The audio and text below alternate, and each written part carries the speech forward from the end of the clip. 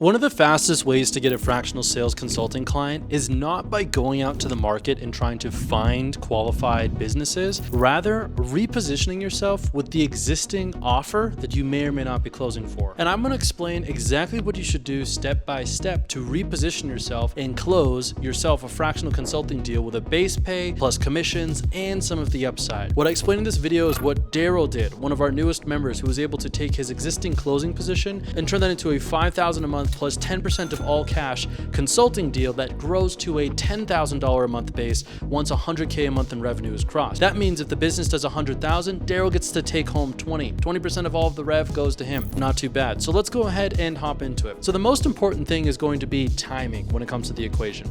Now you want to contact a business owner either when you have a lot of power and the business is struggling to grow, or the business has hit an all-time low when it comes to revenue. And the reason why you want to wait for a lot of power and all-time low is because constraints. The business has to be in a place where there's actually a clear gap for you to fill. Now, when you have a lot of power is usually when the team is really small and they have a hard time with churn, meaning other people leave. So if you're the longest standing rep, that is one of them. And the second one being a low number of sales, meaning they're most likely having a hard time marketing and getting leads efficiently. And so how you want to approach that conversation go as follows. You want to ask 3 core questions. The first one is when you can get a business owner to meet with you in private is, 1, what do you see the biggest challenges are for the business currently? And you want to listen for their answer. And the reason is because you want to get their perspective. When you're going to sell yourself as a fractional consultant or reposition yourself, you need to provide solutions to the problems that they believe are real. Similar to being in a sales call, if you believe that the person doesn't have enough time or isn't making enough money, but they think that they don't have enough freedom and they're limited on their income,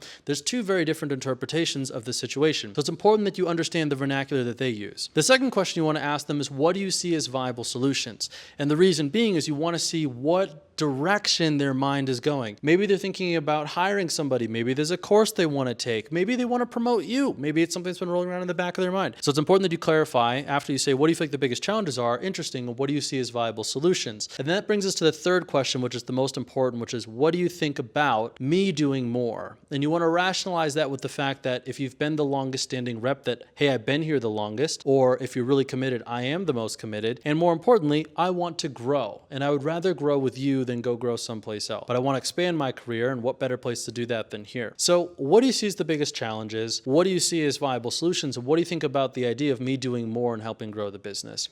And if all goes well, then they should be receptive, from where you want to set up another meeting a week later, 1 week later from that day.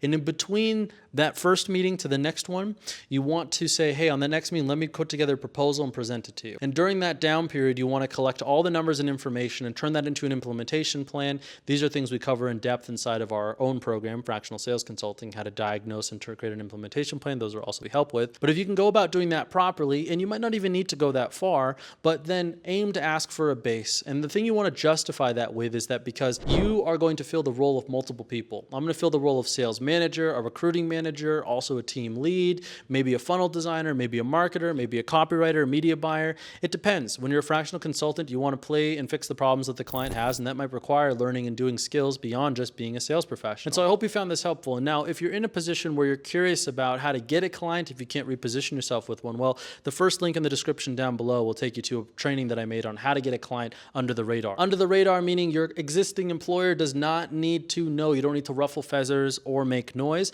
And it was told to me recently that people were actually able to go out there and get clients without needing to speak to me, why I created the guide, just following the information that's there. And if you want help beyond that, well, access the guide and it will explain how to get more help if you're curious. And with that, I'll see you guys in the next video.